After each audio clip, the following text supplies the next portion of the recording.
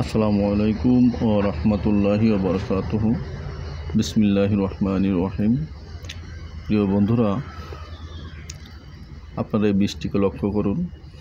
লক্ষ্য করলে ইনশাল্লাহ অনেকে চিনতে পারবেন, সবাই চিনবেন না, ভালো করে দেখুন।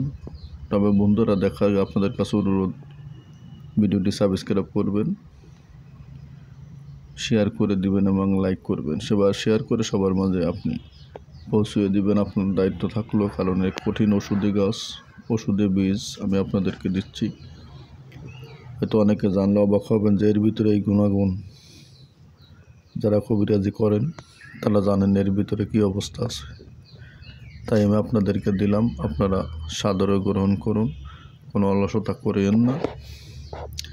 বিশেষ করে প্রথমত যাদের শরীরে খুব দুর্বলতা, শরীরে কোনো সতেজতা নাই, হাঁটতে গেলে ডাইনে হাঁটলে বামে চলে যান, বামে গেলে ডাইনে চলে যান, উচ্চ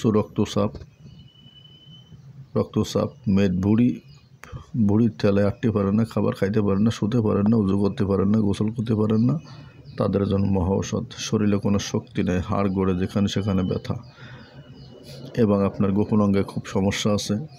এই সমস্যার জন্য আপনি লজ্জা করবেন না ভাই, বাজারের থেকে কিনে আনুন, অথবা নিজের চাষের যদি থাকে, জমিতে তা যদি থাকে সংগ্রহ করুন, পরিষ্কার করুন, রোদ্রে দিয়ে শুকায় গুঁড়া করে নিন, ভালো করে গুঁড়া করুন।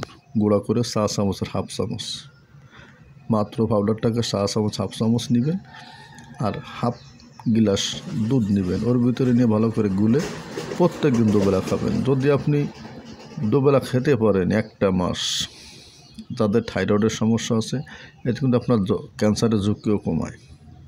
গ্যাসের সমস্যা আছে, লিভারের সমস্যা আছে, বিভিন্ন দিকের সমস্যা, শরীর হসমা জ্বর ভাব থেকে শরীর কোনো সতেজ লাগে না, আপনার আমি অনুরোধ করে বললাম মাত্র আপনি একটি মাস খান। যদি আপনার নিজের না থাকে বাজার থেকে কিনে আনেন। আমি আপনারা বলে দিচ্ছি কোথায় পাওয়া যাবে। বাজারে যে বানের দোকানে বলবেন যে আমাকে টিসি দেন, টিসি আপনি 20 টাকার আনলে আপনি 1 মাস খাতে পারবেন।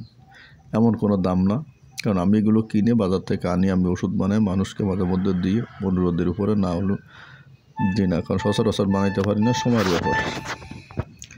যারা চোখে কম দেখেন, রায়তলাতে মোটে দেখেন না, এমন অবস্থা, শরীর দুর্বলতার জন্য, ভিটামিন সি, ভিটামিনের অভাবে, প্রচুর ভিটামিনের ভিতরে, বিশ্বাস করেন, খেয়ে দেখুন, ইনশাল্লাহ উপকার পাবেন। আমি আপনাদের করজোর করে বলছি, আপনারা খান। লজ্জা শরম করে নাই নিয়ে কতদিন, 2-3 দিন রোদ দিয়ে পরে নিজে পাটায় অথবা ব্লেন্ডার যদি বাড়িতে থাকে ব্লেন্ডারে দিয়ে ভালো করে পিষে আপনি পাউডারটা বের করে ফেলান, টিকে দিবেন, ভালো করে টিকে একটা কাঁচের বোতলে বা শিশিতে অথবা বোতলে ভরে রাখবেন বা বয়মে রাখবেন।